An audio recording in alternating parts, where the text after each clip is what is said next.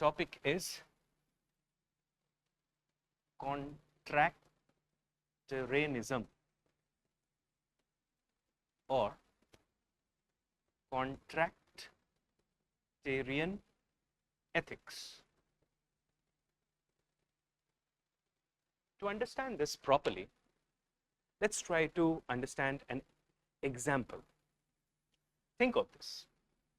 Suppose there is a society, and in this society there are no rules,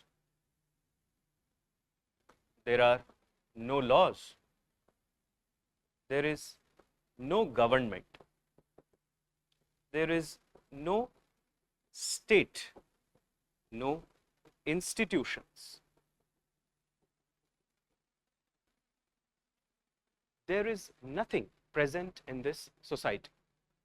People live in any manner they desire in this society. So it's a disorganized society.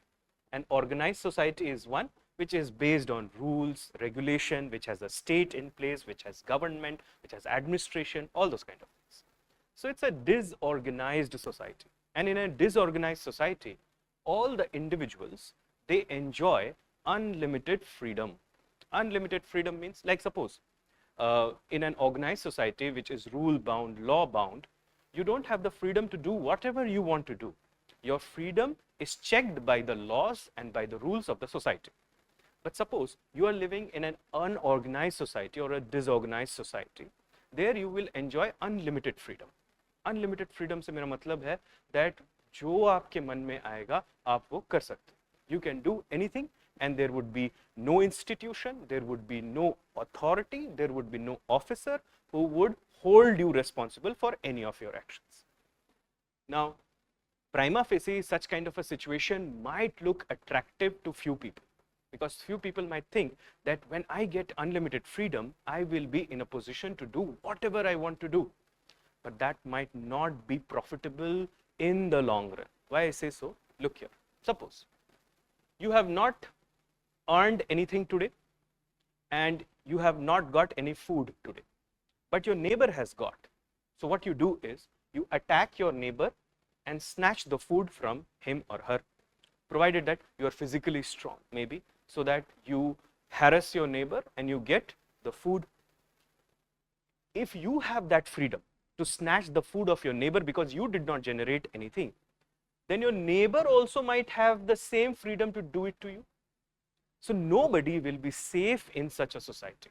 Such a society would be a terrible situation to live in, because you will be constantly under this threat that if I do anything, everyone else also have the right to do anything to me.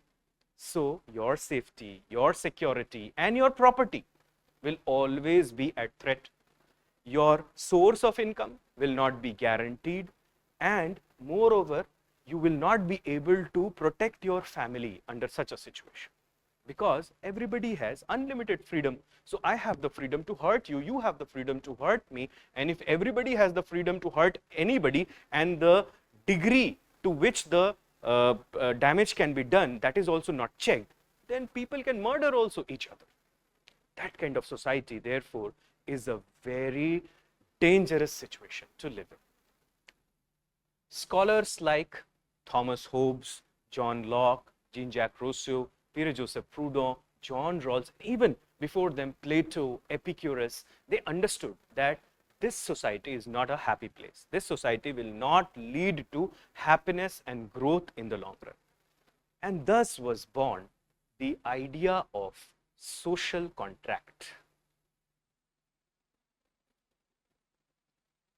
अब ध्यान से सुनना, what is this social contract? Social contract is an agreement between all the members of the society. All the members of the society come together and they come to one agreement. That agreement is the contract, and because it is between the members of the society, it is known as social contract. Now, this social contract contains the basic rules, regulations, laws, etc., on the basis of which the society will be governed. And the state is created by the people to take care of the contract, to enforce the contract, and to punish those who violate the contract. And in order to do that, the state must be given some power, like say police powers, administrative powers, etc. Originally, these all powers belong to the people and they have unlimited powers. But in order to protect themselves from a tragic situation, they decide to go into a contract. That contract is nothing but an agreement. Keep this in mind, my dear friends, that this contract is between people. It is not between people and the state. It is between people. People have come together and they, in their own self-interest, they decided that we will build a society which will be on the basis of rules, laws, etc. And for that, we need a contract. And this contract came to be known as the social contract. Now, social contract is a contract between all the members of the society. And what kind of contract is this? It's a mutually agreed contract. People have agreed that we want this contract, and that's why they are having this contract. And then the government is created, or the state is created as the caretaker of the contract. The government is not the owner of the contract. Government is just the caretaker of the contract. आप ऐसे सोच सकते हो. Like the people of India decided that we will build a state on the basis of some basic rules, fundamental laws, and they are contained in the Constitution of India, which is nothing but our social contract. And the state is created as the guardian, protector, enforcer of that contract. Like, say, for example, the Supreme Court of India. The Supreme Court of India is part of state. The Supreme Court of India is not the owner of the Constitution, rather only the protector, guardian, and enforcer of the fundamental rights. That's it. So the state is always the guardian, the protector, the enforcer of the contract. And if anybody violates the contract, then the state comes into the picture and state punishes them. Now, the thing that you have to keep in mind that once the people decide to enter into contract, they are giving up on some of their freedoms. They are giving up. Like, say, for example, in the disorganized society or unorganized society, they had the freedom to punish anybody for theft. But here they don't have that freedom. That freedom is now with the police and the Justice Department. So that's why you see that when people mutually decide to enter into a social contract, they give up on some of their freedoms. And why you want to give up on some of your freedoms? You would only want to do that when you get some benefit in return. And what is the benefit? The benefit is the advantage of the contract. What is the advantage of the contract? The two primary advantages of the contract. First is you gain social security. That's first thing. Because now the state is in place and people have placed the state as a guardian of the contract. So you get advantage of social security. And also the contract helps in preservation of social order. Because the contract is the document which ensures that there will be a civilized state. Otherwise, the state would be very uncivilized. So, this is what I have said so far. Look here very carefully, that there is a disorganized society, unorganized society, and the members of that society mutually agree to protect their rights together, and for that they decide to enter into a contract. This contract is known as the social contract. Like you have a business contract between two parties or three parties or multiple parties.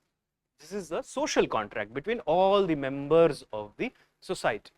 Now, the state is also created by the people, sometimes through the contract.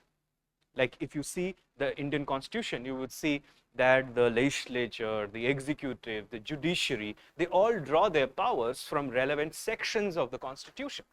And that's why the state is always created out of the contract. And then the state is given a duty by the people. And what is the duty? The duty is to enforce the contract first, then guard the contract, and then punish those who violate the terms of the contract. The contract is not between people and state or government. The contract is between the people. It's a mutually agreed thing. Okay. Now, contractarianism or contractarian ethics says that all ethics flows out of this contract. Because remember, what was the definition of ethics? Ethics is a set of standards or principles which the society places over itself or the organization places over itself, in the light of which human action, motive, decision, etc. are judged. So, this contract not only becomes the source for legitimate government, it means government made by law, but this is also the source from which all the moral laws or ethics draw their normative force. Do you understand that? So, this is the beginning of contractarianism, or this is the beginning of contractarian ethics.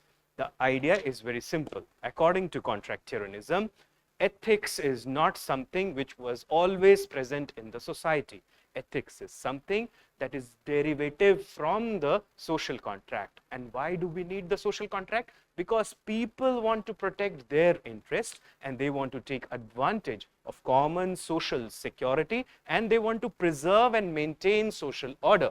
This contract is a contract between all the people who have come together at a point in time in history or over a period of time. Like, say for example, you have written constitution, unwritten constitution. They are good examples of social contract.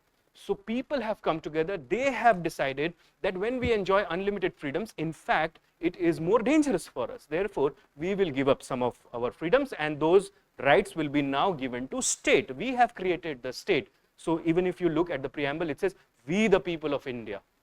So, the first three words are very important. Even if you look at the Constitution of United States of America, the same words are repeated there as well. So, out of this contract, the moral laws or all the morality flows from this contract, and all the state authority also flows from this contract. The state is the caretaker. The state is not our owner. The state is not our master. We are the masters of ourselves. We have decided to enter into a contract. And when I say that, you can understand very well that the idea of social contract finds its full glory in a democratic state. It will not be able to find its footholding in an autocratic or in, say for example, a totalitarian, or say for example in a dictatorial or monarchical state. It has to be a democratic state, or at least basic principles of democracy should be in place in the society when people mutually decide. Also, when people enter into this contract, they very well know that we are giving up some of our freedoms. And why do they give that? Because they want to take advantage of the common social security, and they know that when social order will be preserved, we will benefit. That is the background of contractarianism or contractarian ethics.